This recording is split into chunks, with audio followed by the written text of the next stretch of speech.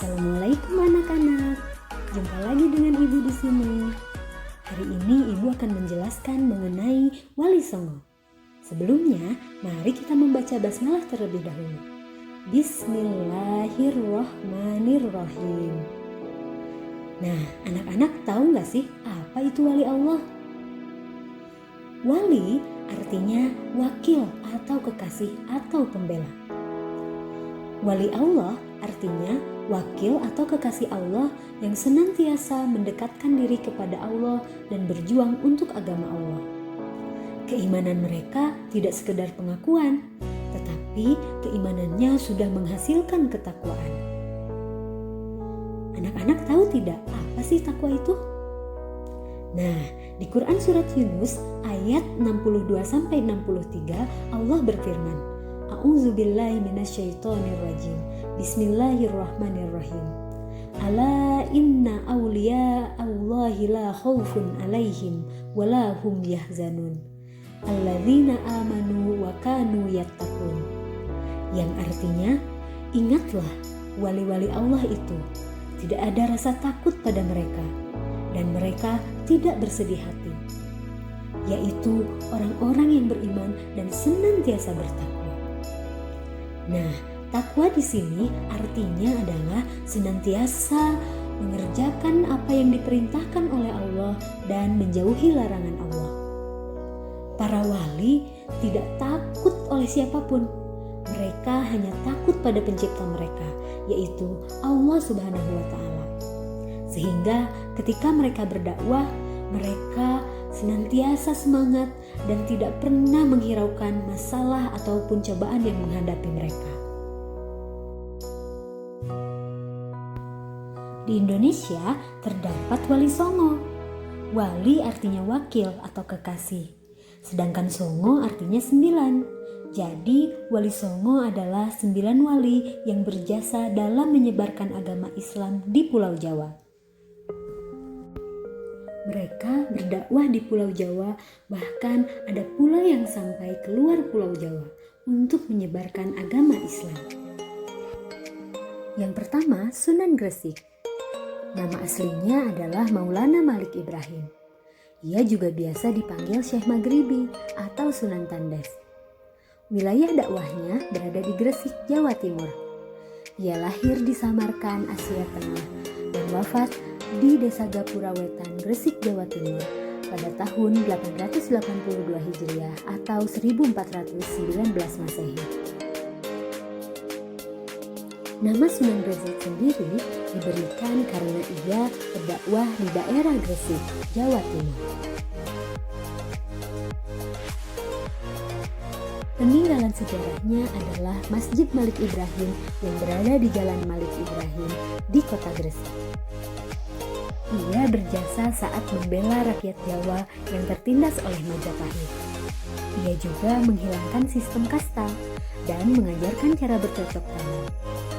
Ia selalu semangat, sabar, dan bijaksana dalam berdakwah. Selanjutnya, Sunan Ampel. Ia merupakan anak dari Sunan Gresik. Nama aslinya adalah Raden Rahmat. Wilayah dakwahnya berada di Ampel, Surabaya. Sunan Ampel lahir di Campa, Aceh 1401 Masehi. Ia wafat di Surabaya tahun 1481 Masehi dan dimakamkan di sebelah barat Masjid Ampel, Surabaya. Peninggalan sejarahnya adalah sebuah masjid yang berada di Ampel Denta, Surabaya. Ia mendirikan pesantren Ampel Denta. Kisah keteladanannya adalah falsafah Molini, yang artinya tidak mau melakukan perbuatan yang tercela. Mau main atau tidak mau berjudi, mau ngombe atau tidak mau mabuk-mabukan, mau maling tidak mau mencuri, mau madat tidak mau menghisap ganja atau candu, dan mau madon tidak mau berzina. Yang ketiga adalah Sunan Gunung, yaitu anak dari Sunan Ampel, cucu Sunan Gresik. Nama aslinya Maulana Mahdum Ibrahim. Ia berdakwah di wilayah Tuban, Jawa Timur. Ia lahir di Surabaya tahun 1465 Masehi dan wafat di Tuban tahun 1525 Masehi. Ia meninggalkan sejarah yang berupa alat musik bonang yang ia masukkan pada seperangkat gamelan. Ia berdakwah melalui kesenian. Ia mendirikan pesantren. Ia juga merupakan penggubah suluk wijil dan tembang tombo ati yang terkenal sampai sekarang. Cara berdakwahnya sangat bijak. Ia menggunakan kesenian rakyat untuk menarik simpati masyarakat sehingga mereka mau masuk agama Islam. Yang keempat adalah Sunan Derajat. Ia merupakan anak dari Sunan Ampel, berarti cucu Sunan Gresik dan saudaranya Sunan Bonang. Nama aslinya adalah Raden Kosim atau Maulana Syarifuddin. Ia berdakwah di daerah Desa Derajat, Kecamatan Paciran, Lamongan. Ia lahir tahun 1407 Masehi dan wafat tahun 1522 Masehi. Peninggalan sejarahnya adalah gamelan Singo Mengkok. Ia berjiwa sosial yang tinggi. Ia berdakwah melalui kesenian dan menciptakan tembang macapan pangkur. Ia sangat dermawan, pekerja keras, dan berusaha untuk meningkatkan kemakmuran masyarakat. Selanjutnya, Sunan Kudus. Ia merupakan cucu Sunan Ampel, keponakan Sunan Bonang dan Sunan Derajat. Nama aslinya Maulana Jafar Shadiq. Ia berdakwah di Demak, Kudus, Jawa Tengah. Ia lahir tahun 1400 Masehi dan wafat tahun 1550 Masehi di Kudus, Jawa Tengah.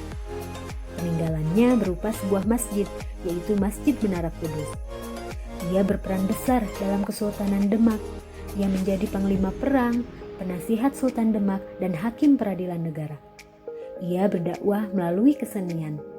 Gending Mas Kumambang dan Mijil adalah cerita yang ia buat untuk berdakwah. Sunan Kudus sangat pintar, sehingga diberi gelar Wali Al-Ilmi atau orang yang berilmu luas. Ia juga mengerti soal teknologi, terutama di bidang arsitektur.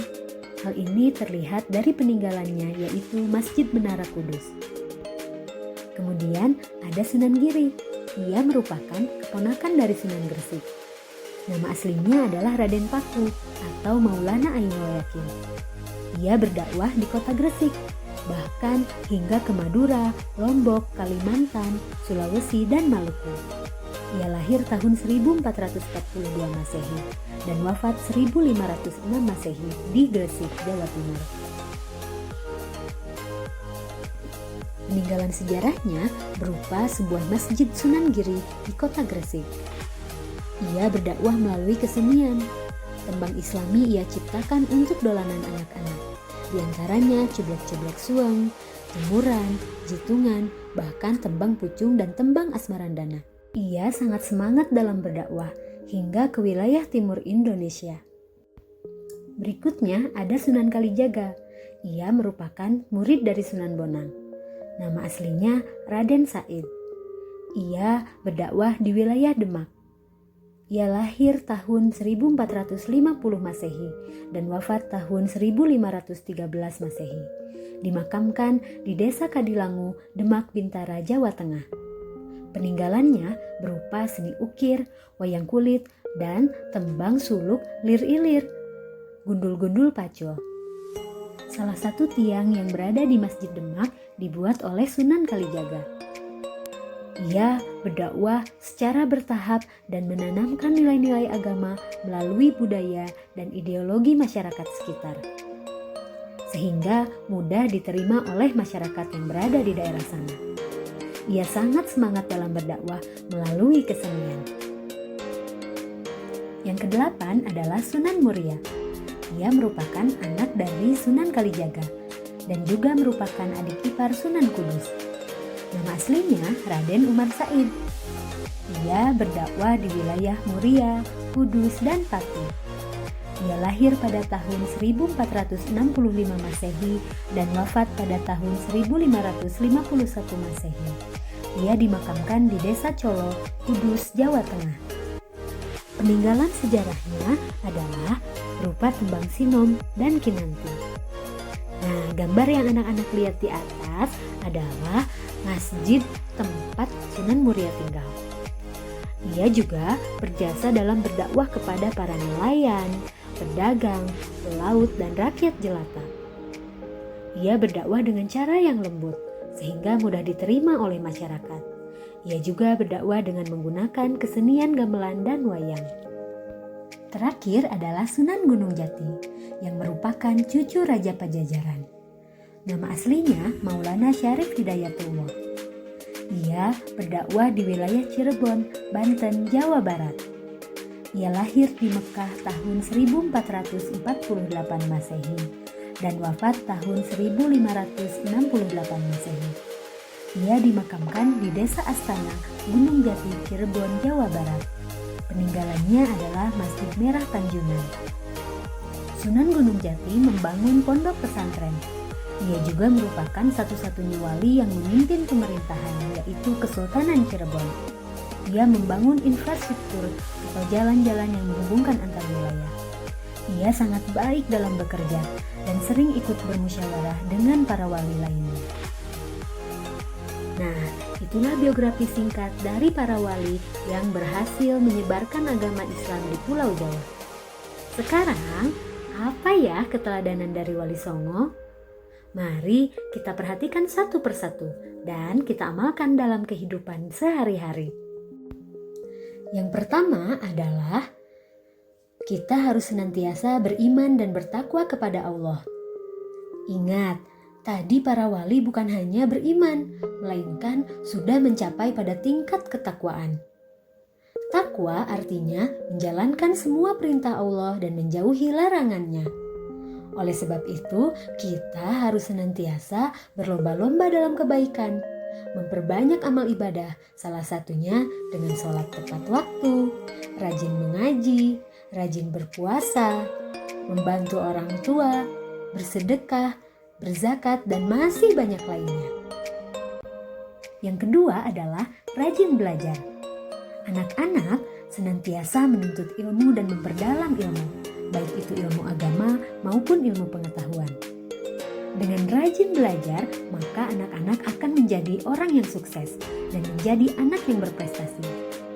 Kalau kita gemar membaca buku, maka wawasan kita akan semakin luas.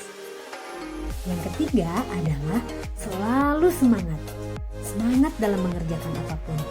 Berjuang untuk meninggikan agama Allah sesuai dengan bidang yang ditekuni. Sebagai seorang pelajar, maka anak-anak harus senantiasa semangat dalam belajar, harus senantiasa semangat dalam menuntut ilmu. Dan anak-anak harus semangat dalam berbuat baik. Yang keempat adalah menjalin ukhuwah. Ukhuwah artinya adalah persaudaraan. Kita harus sering bersilaturahmi dan harus bersilaturahmi dengan akhlak yang mulia, sehingga menghasilkan ukhuwah Islamiyah atau persaudaraan yang Islami. Jangan sampai kita berbuat kasar terhadap orang lain, apalagi sampai menghina, mencaci, memaki orang lain. Marilah kita jalin persaudaraan antar sesama. Sekian penjelasan dari Ibu. Terima kasih atas perhatiannya. Mohon maaf apabila ada kehilafan. Akhir kata, jangan lupa kita mengucapkan hamdalah bersama-sama. Alhamdulillahirabbil alamin. Assalamualaikum anak-anak.